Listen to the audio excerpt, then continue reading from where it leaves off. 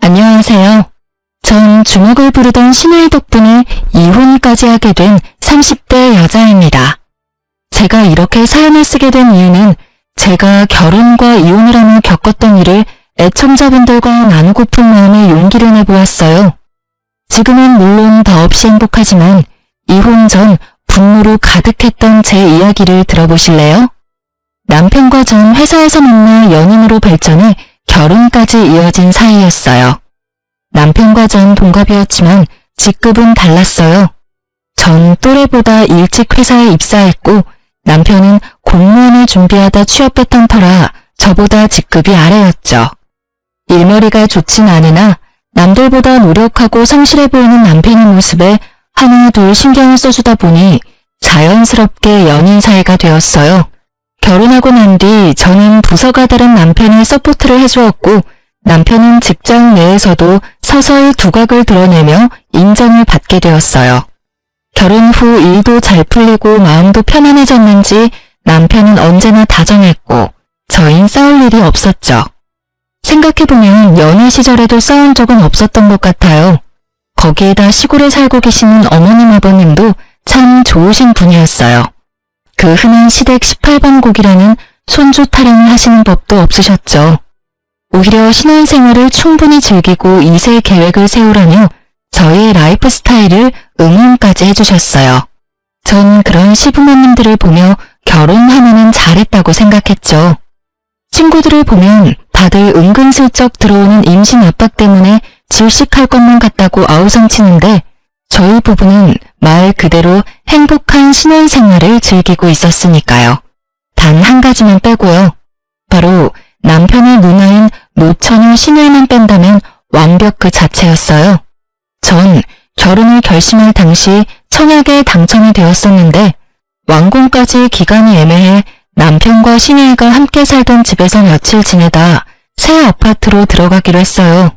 상견례 자리에서 보았던 시누이는 상냥하고 쿨해 보였던 터라 크게 부딪히는 일은 없을 거라고 생각했던 저의 큰 착각이었죠.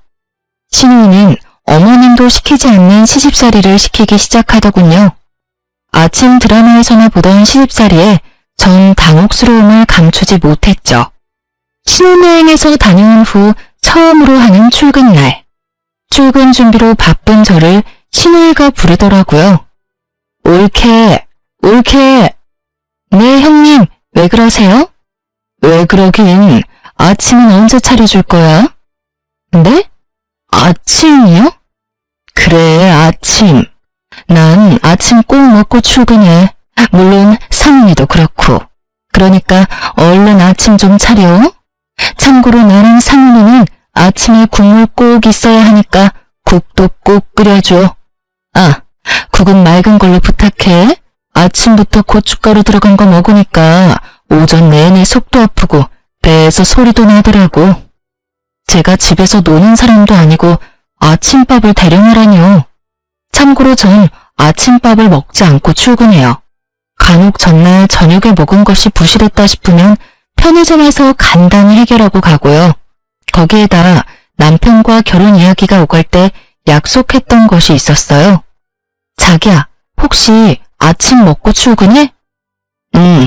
너는 아침 먹는데 자기는 안 먹어? 나는 오히려 먹으면 더 불편하더라고. 그래서 말인데 우리 결혼하면 아침은 각자 해결하는 게 어때? 난 아무래도 당신 아침까지 챙길 자신이 없어. 자기도 알다시피 나 아침잠도 많고 아침밥 때문에 스트레스 받기도 싫어. 알겠어. 그까짓 아침 혼자 챙겨 먹으면 되지. 자기가 몰라서 그렇지 나 요리 꽤 잘해. 난 매일 아침 챙겨 먹으니까 혹시라도 당신도 아침 고픈 날이 있으면 나한테 말해.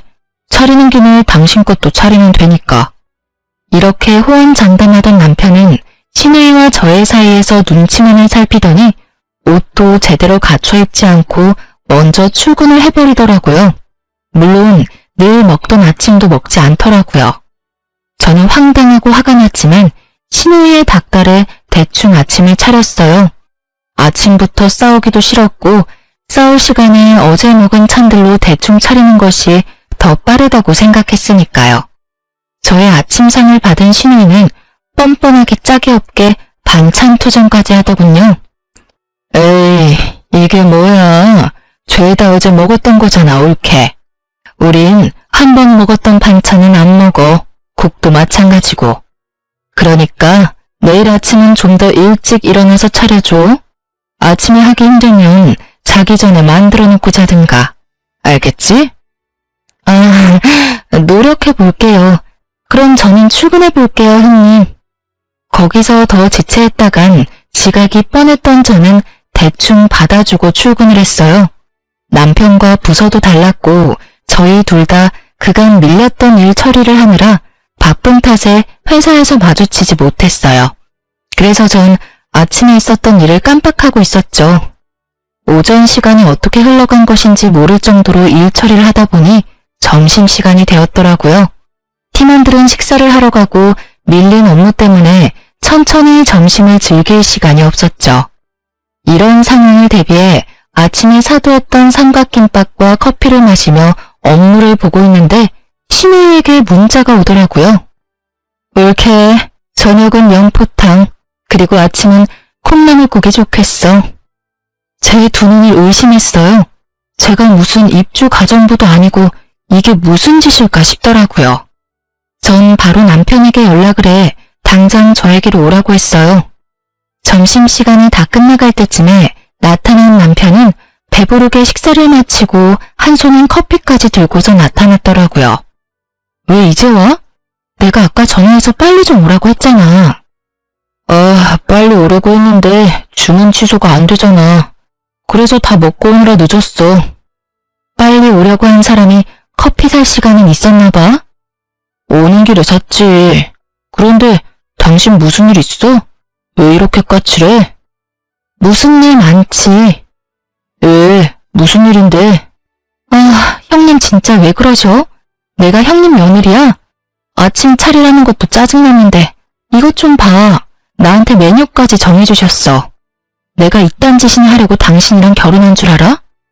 전 형님의 문자를 남편에게 보여줬고 문자를 본 남편은 곤란하다는 듯 어색한 미소를 보이더라고요. 누나가 나 어릴 때부터 어버 키워서 그래. 나 20살 때부터 누나랑 같이 살았던 터라 더 심한 것 같기도 하고 어떨 땐 나도 모르게 엄마라고 할 때도 있다니까.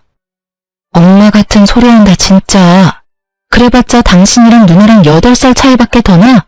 아니, 내가 100번 양보해서 엄마 같은 누나라고 치자. 그래도 이건 아니지.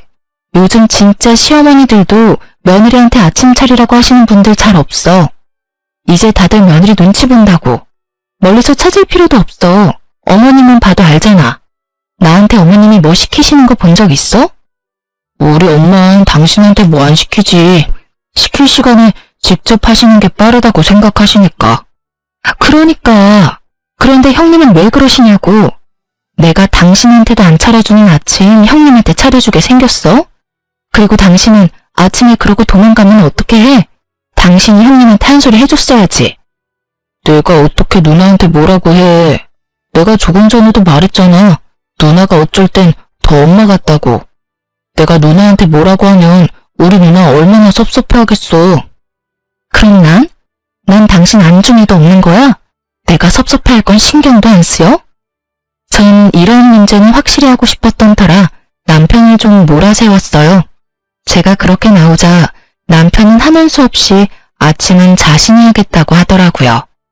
원래 약속이 그러했는데 인심 쓴다는 듯 말하는 남편을 보며 기가 찼지만 어찌되었든 원하는 방향으로 흘러가게 되었으니 참기로 했어요.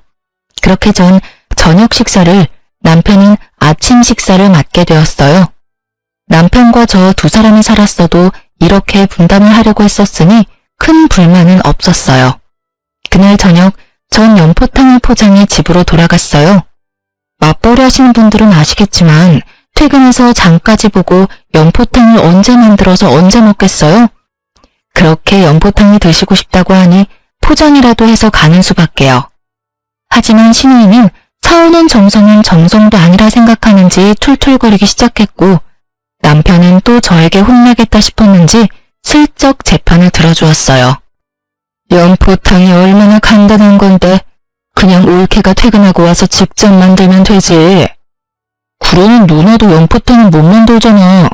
내가 해봐서 아는데 연포탕이 얼마나 손이 많이 가는데 낙지 손질하는 데만 해도 시간 엄청나게 걸린다고. 뭐라는 거야 얘가. 내가 안 해서 그렇지 다 할 줄 알거든. 넌 괜히 끼어들지 말고 밥이나 먹어. 딱 한마디뿐이었지만요. 신우이의 역성에 남편은 입을 다물었고 심기가 상할 대로 상해버린 신우이는 계속해서 구시렁거리며 연포탕을 세 그릇이나 먹더군요. 어는 불일치의 표본인 신우이를 보며 앞으로 저의 앞날이 순탄치만은 않겠구나 싶었고 제 예감은 틀리지 않았죠. 다음날 남편은 약속한 대로 일찍 일어나 아침을 차리기 시작했고 전 출근 준비를 하고 있었어요. 신혼여행의 여파로 밀린 업무가 상당했기에 전 화장도 하지 못하고 얼굴에 크림만 바르고선 집을 나서려고 하고 있었죠.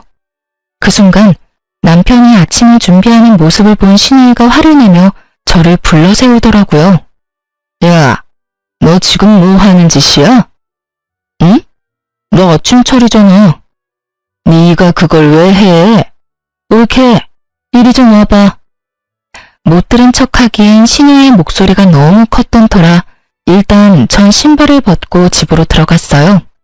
네, 형님. 왜 그러세요? 왜 그러세요? 몰라서 물어? 올케는 뭐하고 내 동생이 저러고 있어? 왜 내 동생을 부려먹냐 말이야? 형님, 부려먹는 게 아니라 이건 남편하고 저하고 결혼하기 전부터 약속했던 일이에요. 제가 원래 아침을 안 먹거든요. 그래서 먹어야 하는 사람이 직접 차려 먹기로요. 아, 몰라. 난 그런 거 모르니까 앞으로 상은이 부려먹지 마. 알겠어? 신우이는 모르쇠로 일관하며 억지를 부리기 시작했고 전 슬슬 짜증이 나더라고요. 저도 모르게 짧은 한숨이 나오며 미간이 구겨진 그때 중간에서 눈치를 살피던 남편이 이대론 진짜 큰일 나겠다 싶었는지 소심하게 나섰어요. 누나, 그냥 내가 하면 돼. 지우 말대로 우리 결혼하기 전부터 약속했던 거야. 그리고 지우 요즘 일도 많아서 바쁘단 말이야.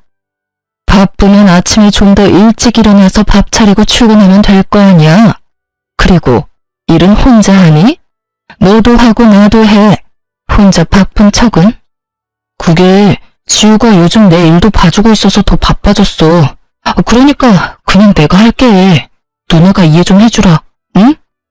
네가 뭐라고 하든 난 이해 못하니까 내일부터는 올케가 차려. 알겠어?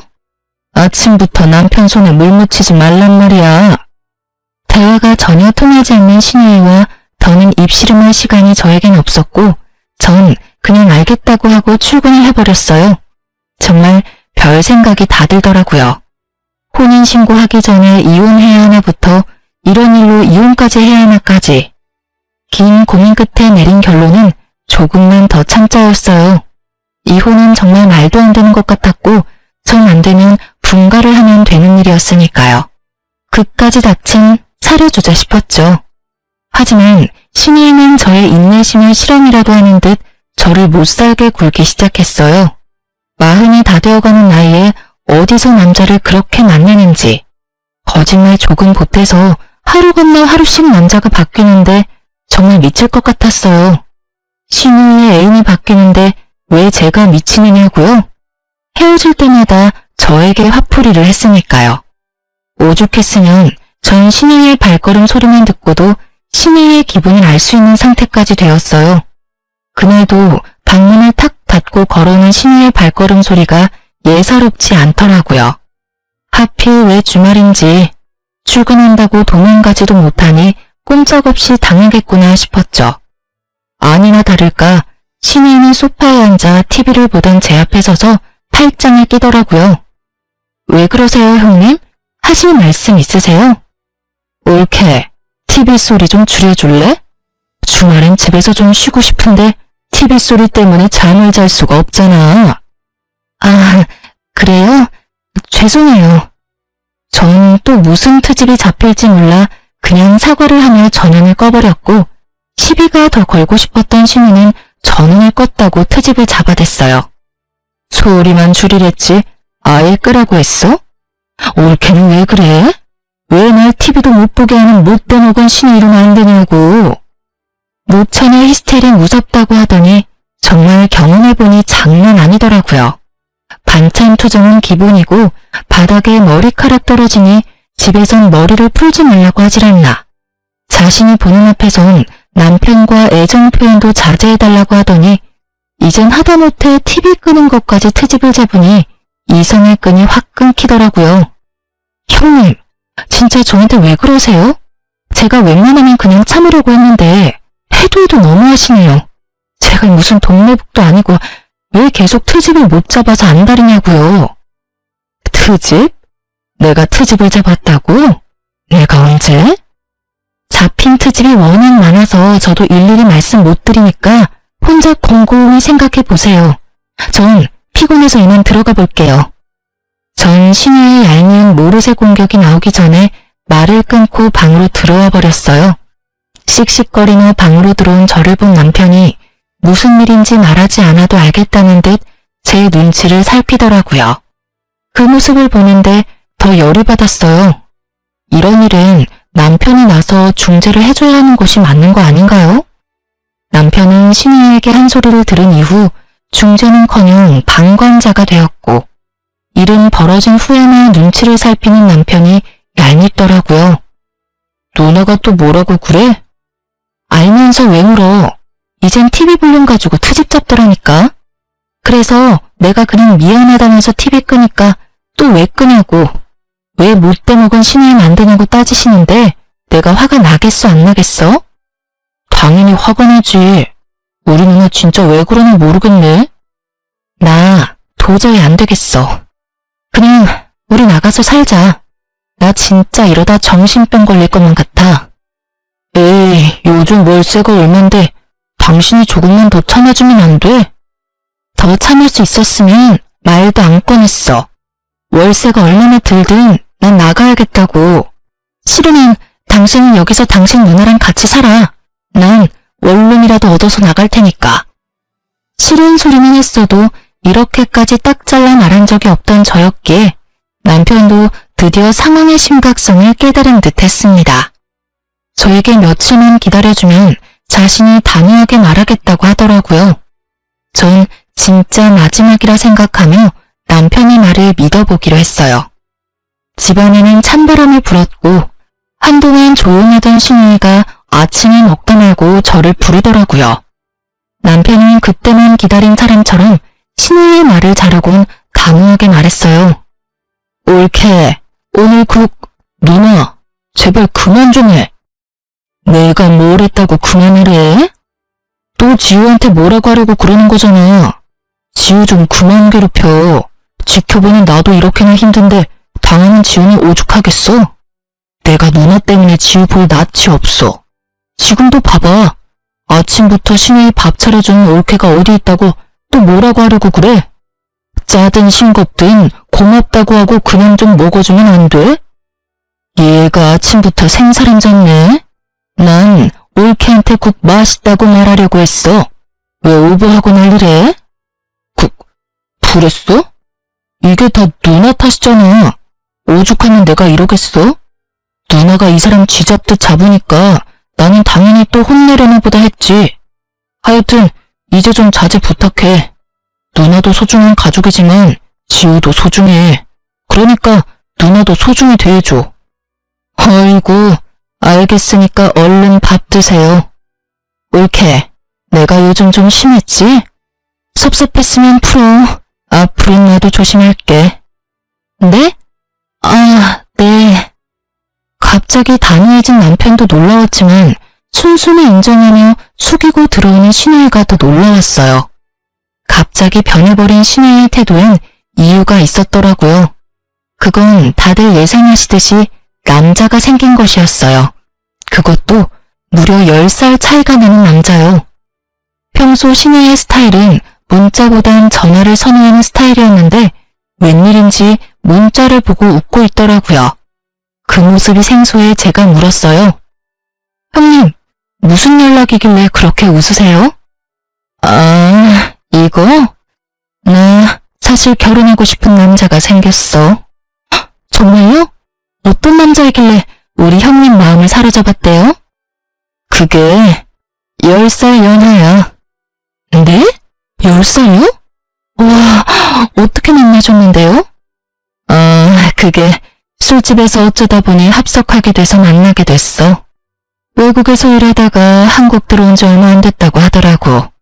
얼굴도 엄청나게 잘생겼다. 완전히 내 이상형에 가까워. 그럼 만난 지 얼마 안 되셨을 텐데 벌써 결혼까지 생각하시는 거예요? 운명인 것 같아. 처음 보는 순간부터 저 남자는 내 남자다 싶더라니까. 만난 지 얼마 되지 않은 연하의 남자와 결혼이라니.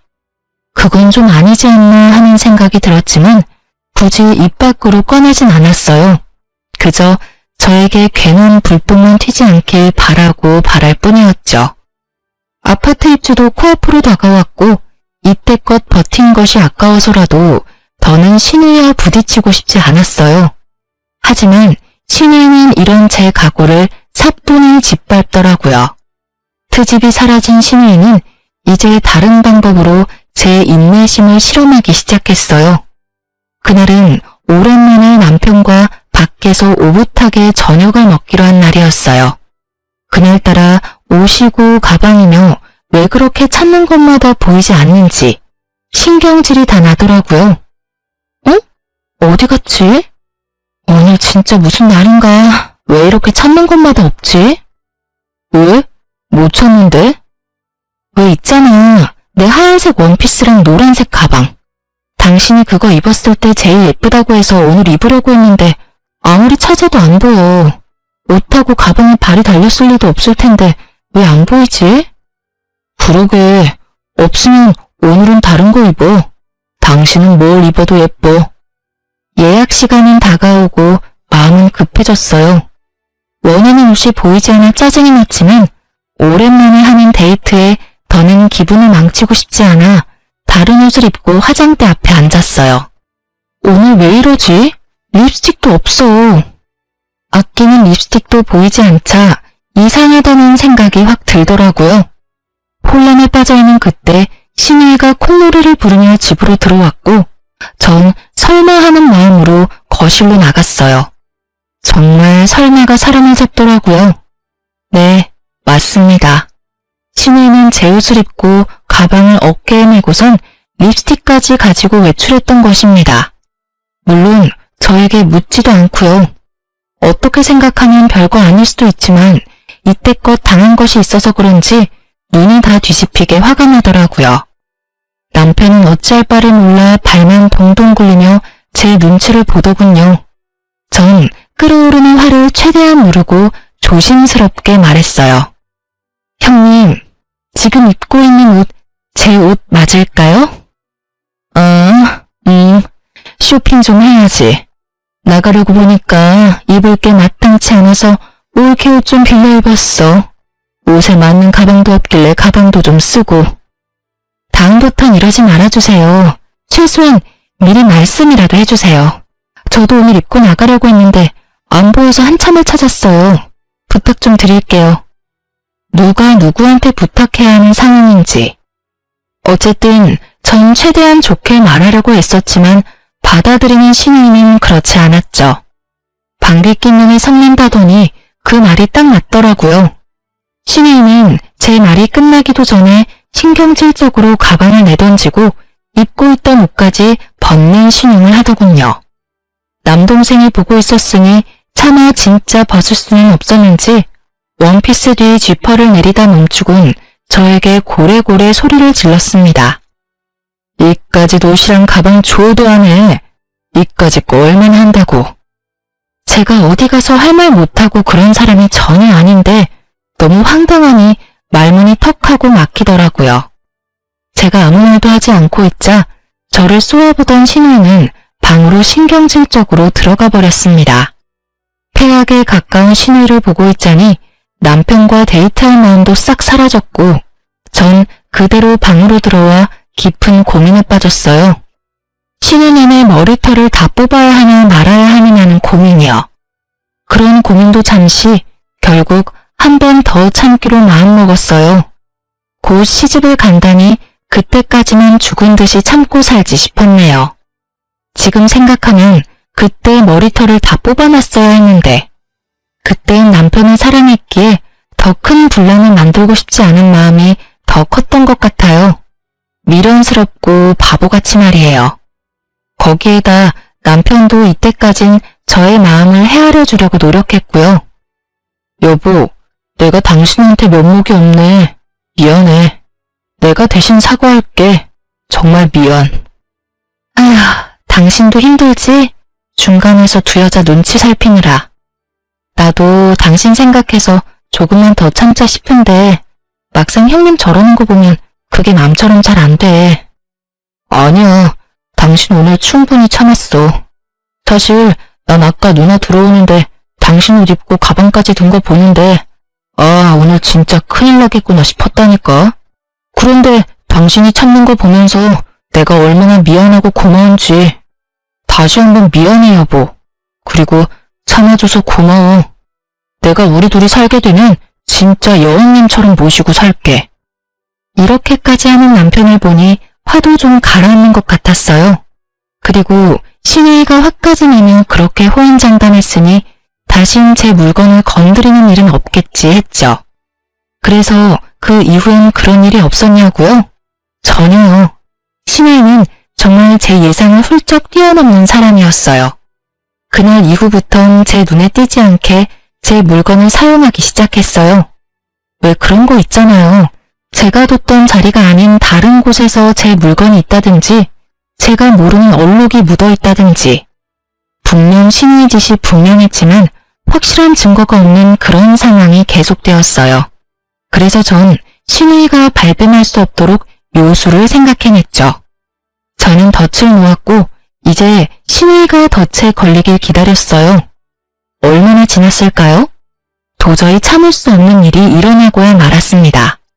그날도 신우이는 제 가방을 몰래 들고 나갔고 저에게 딱 걸리고야 말았어요. 전 참을 수가 없었죠. 그 가방은 엄마가 결혼할 때 물려주셨던 고가의 명품 가방이었습니다. 가격도 가격이지만 의미가 깊은 가방이라 저도 훗날 딸이 있다면 딸에게, 아들뿐이라면 며느리에게 물려주고자 아끼고 아끼던 것이었어요. 그런 가방을 또 묻지도 않고 가지고 간 것도 화가 나는데 가방을 자갈밭에다 굴렸는지 걸레짝을 만들어 들어왔더군요. 그리곤 미안하다는 기색도 없는데 그야말로 전 분노가 폭발해버렸어요. 더는 참고 말고 할 이성이 사라졌다는 말이 더 맞겠네요. 형님, 이게 뭐예요? 전 걸레짝이 된 가방을 들고 집으로 들어서는 형님에게서 가방을 휙 낚아채며 소리를 질렀어요. 그런 제 목소리가 듣기 싫다는 듯 신우이는 귀를 후벼파며 말했어요. 아, 시끄러워. 그까짓 가방 얼마나 한다고? AS 맡겨. 아니면 하나 새로 사든가. 새로 사준다고 해도 진정이 안 되는데 어쩜 그리도 뻔뻔할 수가 있는지. 남편은 눈을 질끈 감았고 전 실소가 흘러나왔어요. 형님, 이 가방 친정엄마가 처녀 때 구입하셔서 물려주신 가방이라 이제 사지도 못하는 그런 가방이라고요.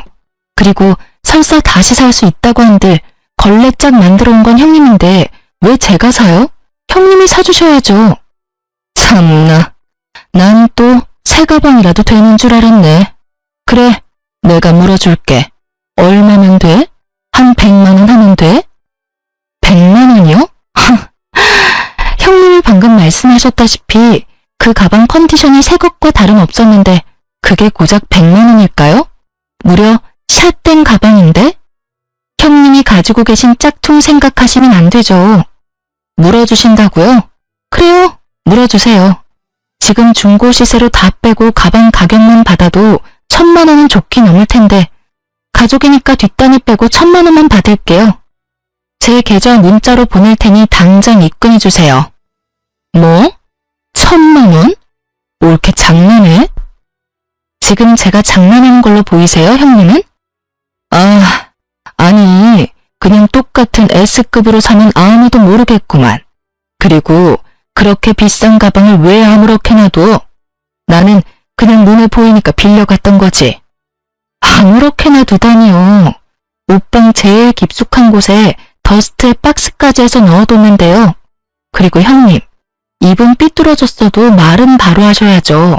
그건 빌린 게 아니고요. 훔쳐 쓰신 거예요. 뭐라고? 훔쳐? 내가 도둑질이라도 했다는 거야? 그럼 이걸 뭐라고 말할 수 있나요? 주인한테 묻지도 않고 남의 물건 막 가지고 가서 쓰는 행동을?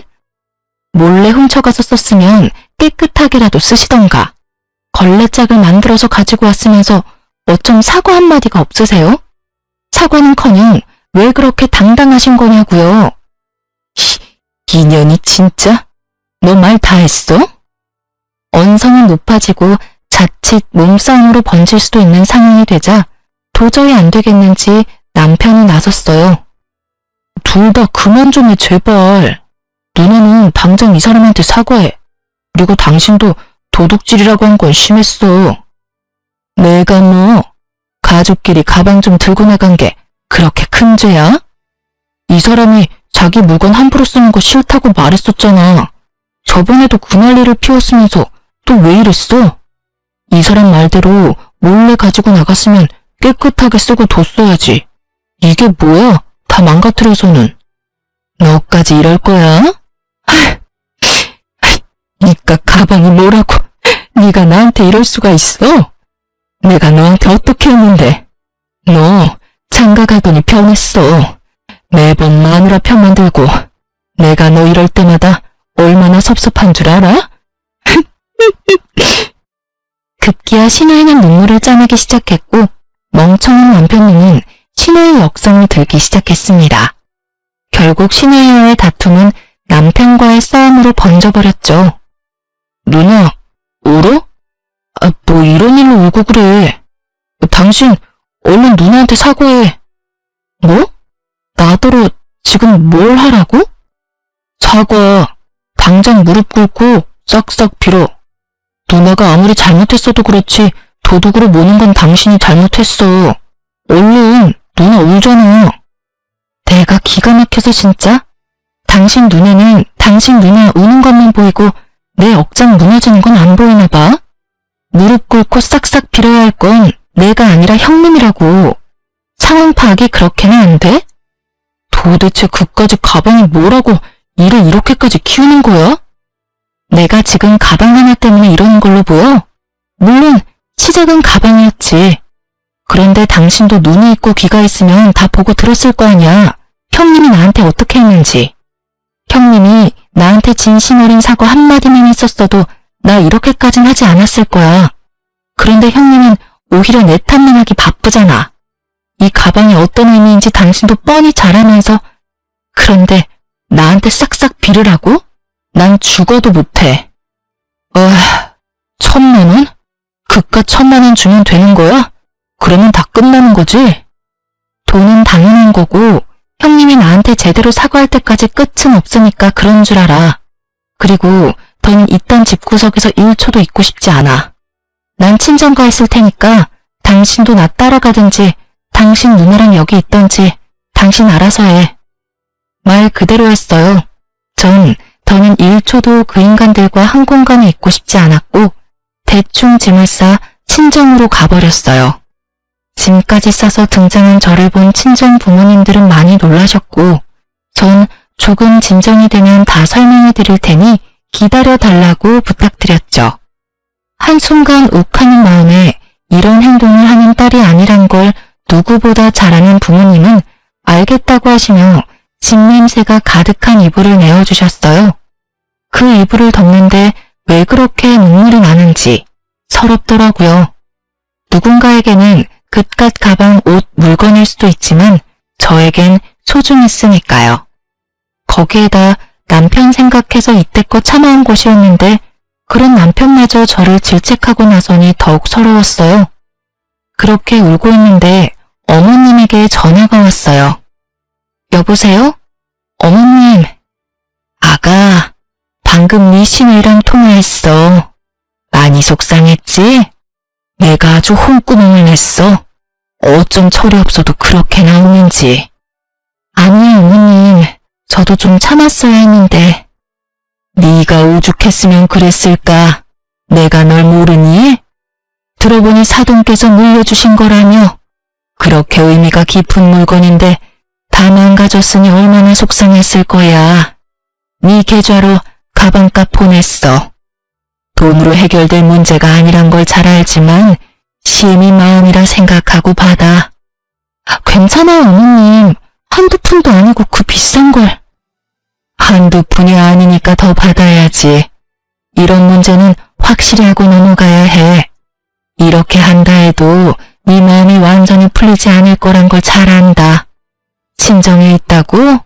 간 김에 푹 쉬어. 네 남편이 싹싹 빌기 전까진 돌아갈 생각도 말고.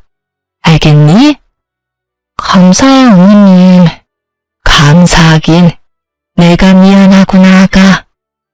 어머님의 진심 어린 사과에 제 마음속 응어리가 조금은 풀리는 기분이 들었어요.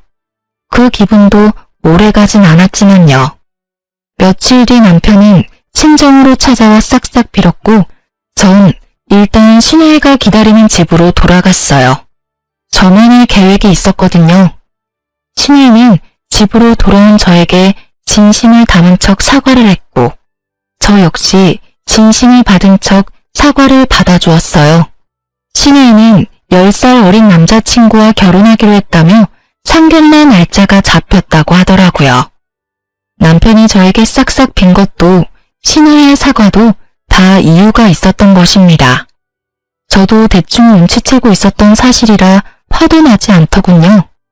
그날부터 신우이는 저에게 잘해주기 시작했어요. 자신의 체면을 위해 어떻게 해서든 절 상견례 자리에 데리고 나갔어야 했을 테니까요. 옳게. 이제부터 아침은 내가 알아서 차려 먹을게. 생각해보니까 옳게는 아침도 안 먹는데 그 바쁜 아침에 식사 준비까지 시키는 건 내가 좀 너무했다 싶더라고. 전 이제야 제정신이 바뀐 것인지 처음으로 정상적인 말을 하는 신우이를 보며 언제까지 일어나 지켜보기로 했어요. 속이 뻔히 보이는 친절에 헛웃음이 터져나왔지만 꽤 참을만 했어요. 형님 뜻이 그렇다면 그렇게 하세요. 그런데 상견례 날짜 잡으셨다면서요? 이번 주 주말 맞아요? 옳게도 같이 갈 거지? 그럼요. 제가 가야죠. 10살 차이라고 했었죠? 나이 차이가 꽤 많은데 반대는 없었나 봐요, 형님? 그게 사실 나이를 속였어. 5살 차이 나는 걸로. 남자친구도 몰라. 그러니까 옳게도 아무 말 하지 말아줘. 상견례는 무사히 마치면 남자친구한텐 말하긴 할 건데 아직 입이 안 떨어져서 그래. 그것도 그렇고 나 임신했어. 이제 와서 나이 때문에 파혼이라도 당하면 어떡하겠어? 그러니까 옳게 나이 이야기는 하지 말아줘. 알겠지? 아, 네. 나이도 나이지만 임신이라니 아무리 생각해도 석연치 않더라고요. 그래서 전 다음날 급하게 몸이 좋지 않은 척 연차를 냈고 남편과 신우이가 출근하길 기다렸어요. 드디어 두 사람은 출근을 하고 전 집에 혼자 남게 되었어요.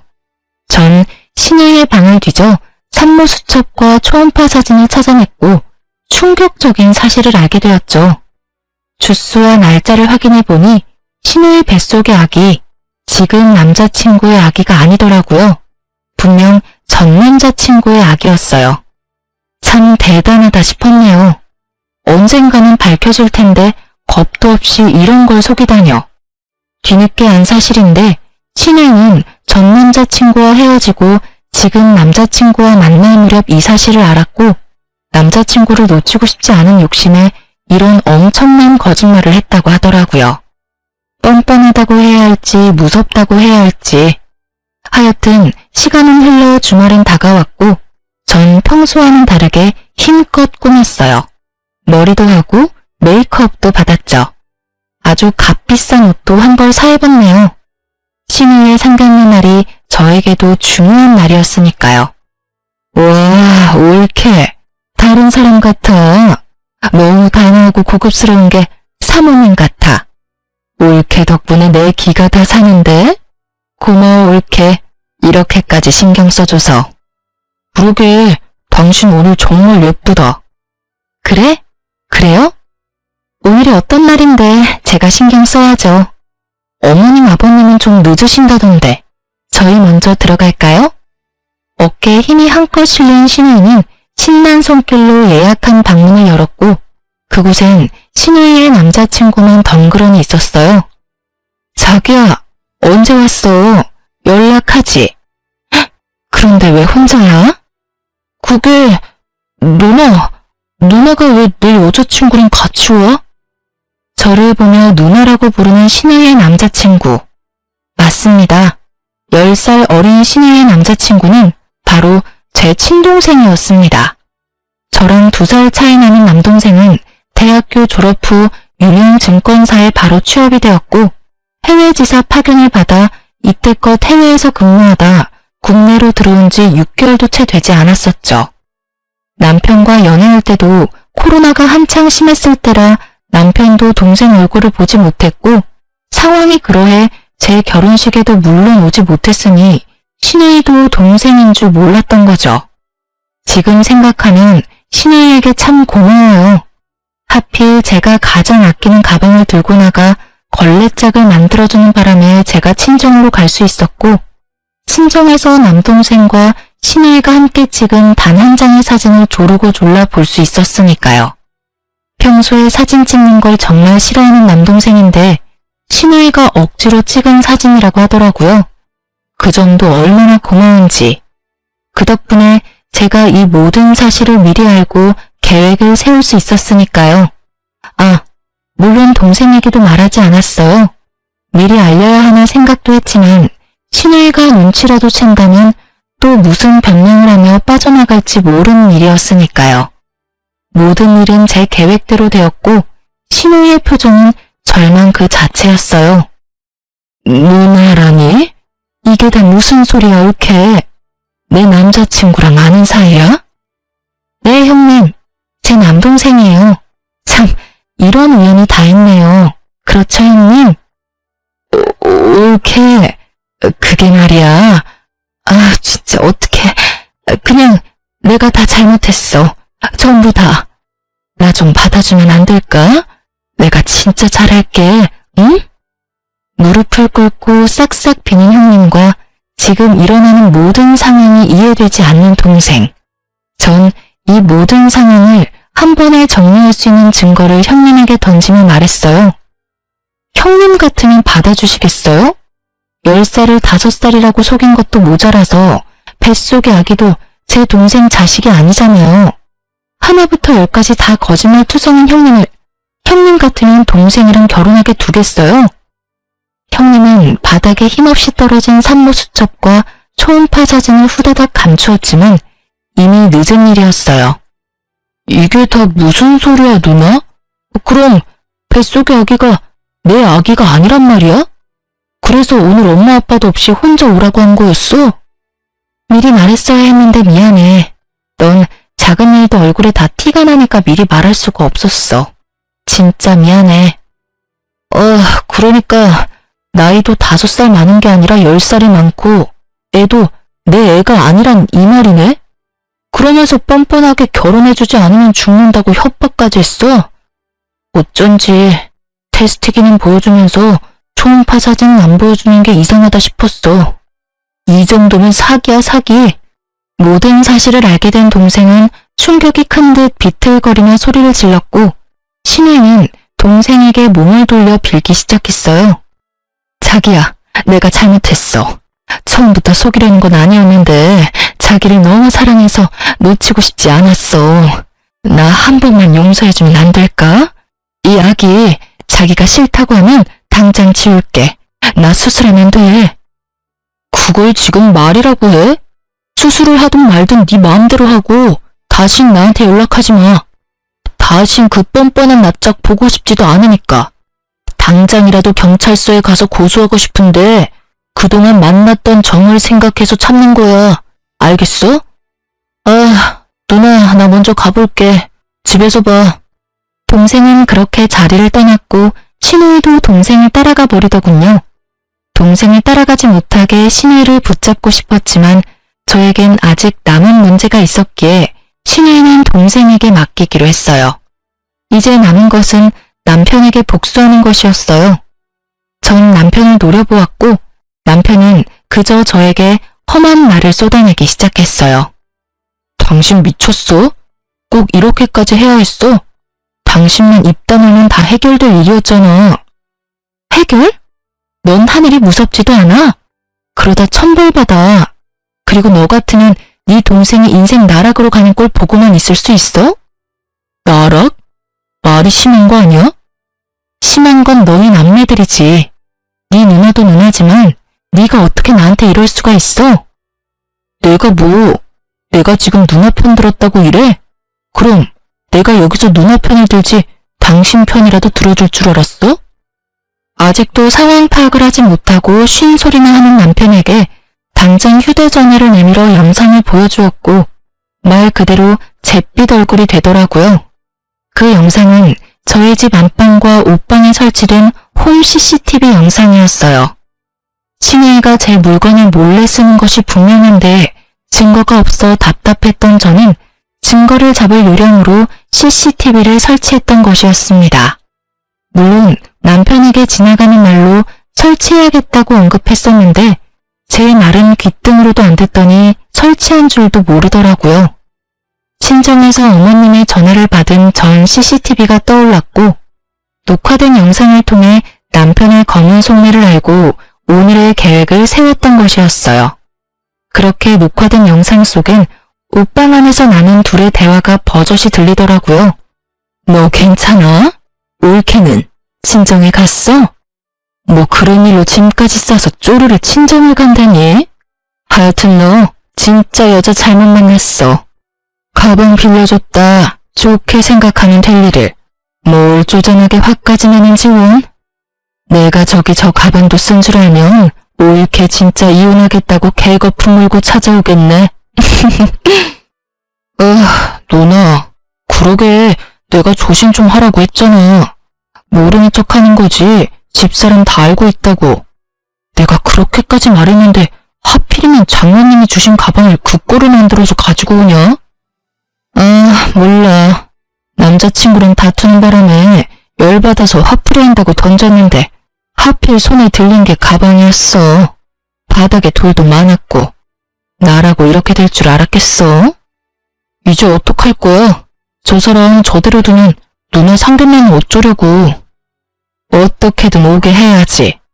넌 결혼해도 그딴 년이랑 결혼했니? 오늘도 봐. 이까진 일로 짐 싸서 친정 가는 게 말이나 돼? 그년 때문에 나는 엄마한테 혼났잖아. 나라고 알았겠어. 그렇지 않아도 이번에 회사에서 맡은 프로젝트만 무사히 끝내면 이혼할 거야. 성질머리가 얼마나 더러운지 생각 같아선 당장이라도 이혼하고 싶은데 와이프 도움 없이는 프로젝트 성공률 끝내기란 불가능에 가까우니 어쩌겠어. 누나 결혼식도 있고. 일단 다 무사히 넘기고 나 진급만 하면 당장 이혼할 거니까 누나도 그때까진 비위 잘 맞추란 말이야. 알겠지? 더 들을 수가 없어 전 영상을 꺼버렸어요. 기껏해야 어머님께 형님의 만행을 알리고자 설치했던 CCTV였는데 이런 월척이 낚일 줄 누가 알았겠어요? 숨겨왔던 민낯이 드러나니 남편은 신혜이가 꿇었던 그 자리에 똑같이 무릎을 꿇고 싹싹 빌더군요. 여보, 저 말 다 진담 아닌 거 당신은 알지? 별것도 아닌 일에 당신이 집을 나가버리니까 화가 나기도 했고 누나도 달래줄 겸 그냥 한 말이었어. 진짜 당신하고 이혼할 생각은 전혀 없었다고. 내가 당신을 얼마나 사랑하는데 당신도 잘 알잖아. 사랑 타령을 하는 남편을 보는데 화가 다시 솟구쳐 올랐어요. 저 망설이지 않고 남편의 뺨을 내리쳤습니다. 사랑? 웃기고 있네. 이 와중에도 거짓말을 하고 싶니? 정말 소름 끼친다. 그냥 이혼해 우리. 곧 어머님 아버님 오시지? 영상은 내가 보내드릴 테니까 자세한 설명은 네가 해. 그러면 법원에서 보자. 그렇게 저도 그 자리를 났습니다. 뒤에서 남편의 절규가 들려왔지만 아랑곳하지 않았어요. 이미 제 마음을 떠난 사람이었으니까요. 일말의 감정도 남지 않았죠. 저를 등에 업고 날개를 달려고 했더니 정말 가당치도 않았어요. 그래서 어떻게 됐냐고요? 뻔한 결말이었죠. 포기란 모르는 전 신우이는 하루가 멀다고 남동생을 찾아왔고 결국 전 신우이를 스토킹과 사기죄를 묶어 경찰에 신고해버렸어요. 전 당연히 이혼했습니다. 이혼 이후 저의 도움이 사라지자 전 남편님의 무능함이 적나라하게 드러나며 부서 사활이 달려있던 일은 그야말로 대실패로 돌아갔어요. 회사 명예를 땅에 떨어뜨린 수준이었고 프로젝트 책임자였던 전 남편은 그에 대한 징계로 권고사직까지 받았고요. 같은 회사에서 어떻게 보고 살아야 하나 고민이 많았는데 얼마나 다행스럽던지 그 후 친정의 모든 사실을 아시게 된 시부모님들이 찾아오셔서 저와 남동생에게 용서를 구하셨어요. 말은 그렇게 했지만 무지 시부모님들께 녹화 영상을 보내지 않았었는데 도둑이 재발 저린다고 전 신우와 전 남편이 스스로 다 말했던 모양이었어요. 눈물을 훔치시며 용서를 구하시는데 잘못한 것도 없는 제가 다 죄송스러워 혼났네요. 어떻게 저런 올곧은 부모님 밑에서 그딴 자식들이 태어났는지 아직도 의문이에요. 그 뒤로도 크고 작은 일이 더 있었지만 다 쓰자니 말이 길어질 것 같아 이만해야 할 것 같아요. 다음에 시간이 된다면 또 사연을 통해 말씀드리도록 할게요. 어찌되었든 저와 남동생은 나락으로 갈 뻔했던 인생을 잘 구출했어요. 동생은 그 후 다시 외국 지사로 나갔어요. 아무래도 자신은 외국 생활이 더 맞는다며 나가버리는데 말릴 수가 없더라고요. 제 잘못은 없었지만 동생에게 미안한 마음이 있었던 터라 동생의 결정을 그저 응원하기로 했어요. 어제 동생과 오랜만에 통화를 했는데 여자친구가 생겼다고 하더라고요. 그러면서 결혼 생각은 없다고 못 박는 걸 보니 아무래도 아직 상처가 남은 모양이에요. 그래도 잘 지내고 있는 것 같아 한편으론 마음이 놓였네요. 전 아주 잘 지내고 있어요. 이혼 후 완공된 아파트에 부모님을 모시며 사랑 가득한 하루하루를 보내는 중입니다. 그리고 전 남편이 말아먹었던 그 프로젝트를 이번엔 꼭 성공시켰으면 좋겠다며 저에게 일을 배당해 주더라고요. 다른 부서 일이긴 하지만 제가 뒤에서 돕고 있었던 사실을 다들 알았던 터라 책임자 선정에 이견이 없었어요. 그래도 누가 한번 말아먹은 프로젝트라서 부담은 되더라고요. 하지만 회사 팀원들이 저번 같은 실수는 없어야 된다며 다들 이를 갈며 임한 덕분에 어느 정도 성공리에 마무리가 된 상태예요. 그리고 저는 이번 3월 승진 대기명단에 이름이 올라갈 것 같네요. 자랑하는 것이 맞으니 축하해주세요. 사실 전 남편과의 이혼으로 안쓰럽게 보는 시선들도 있어 마음껏 자랑하지 못했거든요. 전 이혼에 대한 후회도 미련도 없는데 주변 생각은 다른 것 같더라고요. 전 이제 아등바등 살았던 과거는 버리고 새롭게 살아보려고 해요. 우선 이제껏 쓰지 않았던 연차들로 부모님과 함께 동생에게 다녀오려고요. 보란듯이 행복하게 살아갈 거예요. 저는 이만 다른 사연 들으러 물러가 볼게요. 지금까지 저의 긴 사연 들어주셔서 감사합니다.